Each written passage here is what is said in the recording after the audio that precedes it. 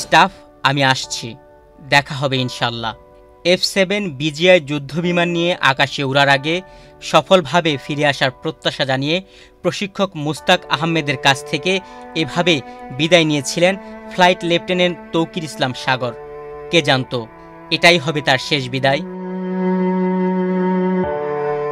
প্রশিক্ষকের কাছ থেকে হাসি মুখে বিদায় নিয়ে ২১ জুলাই সোমবার দুপুর ১টা ৬ আকাশে উড়াল দিয়েছিলেন তৌকির। এর কিছুক্ষণ পরই বিমানটি বিধ্বস্ত হয়ে মাইলস্টোন স্কুলে আছড়ে পড়ে। তরুণ পাইলট তৌকির, যার ডাকনাম সাগর, সেখানেই প্রাণ হারান। ওদের স্বপ্ন পূরণে পাশে থাকতে পেরে আমরা গর্বিত। অথচ বাংলাদেশ বিমান বাহিনীর ফ্লাইট লেফটেন্যান্ট তৌকির ইসলামের জন্য এটি ছিল অন্যরকম একদিন। যারাই বিমান চালানোর প্রশিক্ষণ গ্রহণ করেন তাদের কাছে একা একটি বিমান চালানো বা সোলো ট্রেনিংয়ের চেয়ে রোমাঞ্চকর কিছু আর নেই।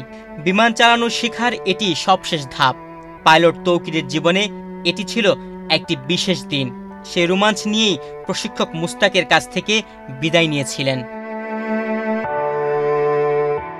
উড্ডয়নের পর বিপদ বুঝতে পারলেও বিমানটি ঘনবসতি এলাকা থেকে ফাঁকা জায়গায় নিয়ে যাওয়ার চেষ্টা করছিলেন তৌকির, তবে তাতে সফল হতে পারেননি। তাকে সহ যুদ্ধ বিমানটি উত্তরার দিয়াবাড়ি এলাকায় মাইলস্টোন স্কুল অ্যান্ড কলেজের একটি ভবনে আছড়ে পড়ে। জীবনের সবচেয়ে রোমাঞ্চকর দিনে সম্ভাবনাময় এক বিমান সেনা পৃথিবী থেকে হারিয়ে গেলেন। সে সাথে প্রাণ গেল নিষ্পাপ শিশুসহ অন্তত ২৭ জনের। বৈমানিক তৌকিরের মৃত্যুর পর রাজশাহীতে তার বাবা মার কাছে ছুটে যান প্রশিক্ষক মুস্তাক আহমেদ। সেখানেই প্রিয় ছাত্রের সঙ্গে শেষ আলাপের প্রসঙ্গ তুলে ধরেন।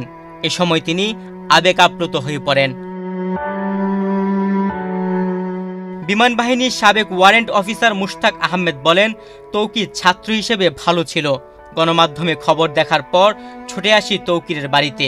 সে শিক্ষার্থী হিসেবে যেমন ভালো ছিল, মানুষ হিসেবেও ভালো, পাইলট হিসেবেও ভালো ছিল। তার পাইলট হওয়ার ইচ্ছা শুরু থেকেই। তার সব বিষয়ে অ্যাক্টিভিটি ভালো ছিল। তার ছবি দেখলে বুঝবেন তার স্মার্টনেস কেমন ছিল।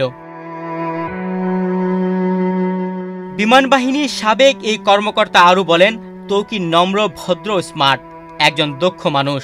তাকে ছোট থেকে দেখছি। তার এমন খবরে মর্মাহত। গত ১ মাস আগেও তার সঙ্গে কথা হয়েছে। সে বলেছিল, আমি আসতেছি, দেখা হবে ইনশাল্লাহ। এটাই ছিল তার সঙ্গে শেষ কথা। তার শিক্ষা জীবন ভালো ছিল। পাবনা ক্যাডেট কলেজে আগে রাজশাহী গভর্নমেন্ট ল্যাবরেটরি উচ্চ বিদ্যালয়ে ৭ম শ্রেণী পর্যন্ত লেখাপড়া করেছেন। তুহিন ভুইয়া, বাংলাদেশ প্রতিদিন।